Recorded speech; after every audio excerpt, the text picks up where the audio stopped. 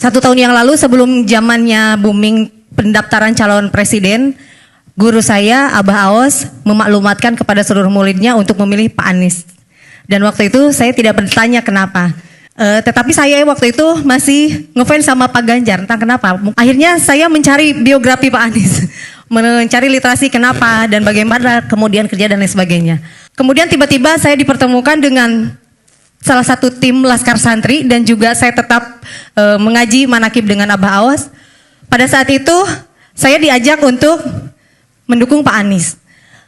Kenapa? Alasannya tadi saya niat khidmat kepada guru dan saya menyerahkan semua aset yang berhubungan dengan ibu saya, anak saya, adik saya, itu disumbangkan 100 mobil untuk tim pemenangan Anies kepada Laskar Santri, amin, di seluruh Jawa Barat. Dan akibatnya saya sekarang justru karena itu viral, saya tidak tahu itu viral, tapi ternyata sekarang katanya viral dan banyak yang datang ke rumah saya pada minta mobil. Dan banyak juga yang minta APK. Karena kawanannya waktu itu tim Anies ini APK-nya paling miskin. Nah yang ingin saya pertanyakan Pak, apakah saya ini akan terjerat hukum? Katanya saya udah dilaporkan ke Bawaslu, kemudian ke aparat-aparat hukum yang lain, kemudian saya juga diaudit dan lain sebagainya. Saya ingin menanyakan apakah karena saya mendukung Bapak saya jadi terjerat hukum begitu? Padahal kan saya hanya lillahi ta'ala niat khidmat ke guru, alhamdulillah. Oke. Apakah memang semua pendukung Pak Anies akan disepertikan saya gitu? Karena hampir setiap keluar rumah takut. Terus kemana-mana disorot gitu. Padahal tidak mengharap apa-apa. Saya hanya ingin punya pemimpin yang baik, yang amanah.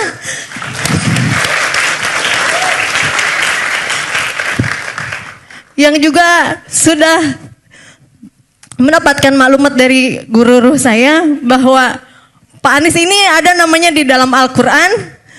Amin itu disebutkan 14 kali dan Caimin itu adalah wakil presiden ke-14 kali. Dan mudah-mudahan itu memang menjadi doa Presiden 2024 adalah Pak Anies Rashid Baswedan, amin.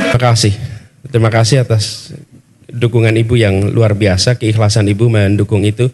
Teman-teman sekalian, yang disampaikan Ibu Eka adalah hal yang kami sering dengar.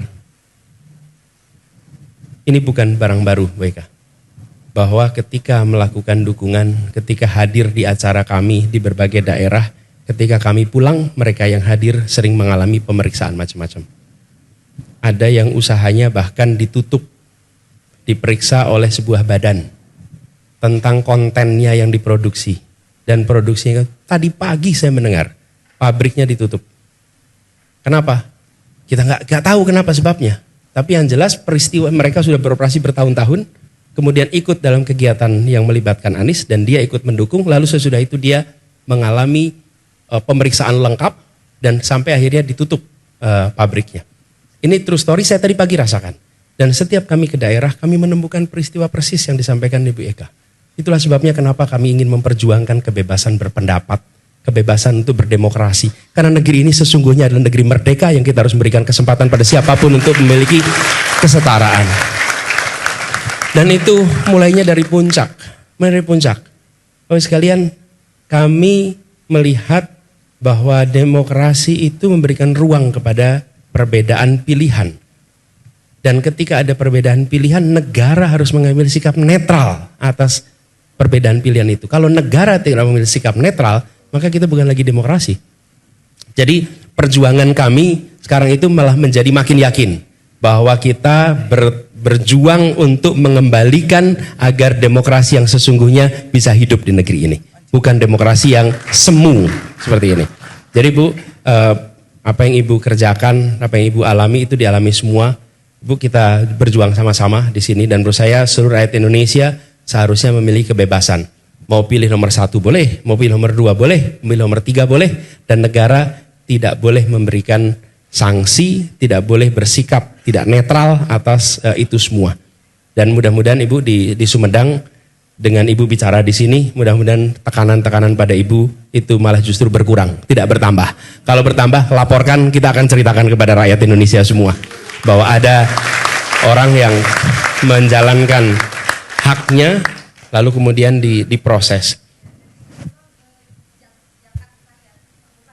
Ya, betul. Ya. Ya, fine. Oh iya. Bukan hasil usaha yang. Jadi apa yang saya serahkan itu adalah penunaian kewajiban zakat dari keluarga saya. Oh iya. Ya, oke, makasih. Untuk Gak apa-apa, jadi bukan Eka. hasil usaha, maaf ya, misalnya hasil usaha yang tidak jelas dan tidak berizin, tetapi kemarin itu kami hitung aset, kemudian kata guru saya harus dikeluarkan zakatnya. Kemudian ketika ini zakatnya dikemanakan, guru saya mengatakan sudah untuk jihad pemenangan, amin saja Pak Anies Baswedan gitu. Ya. Makasih. Makasih Mbak.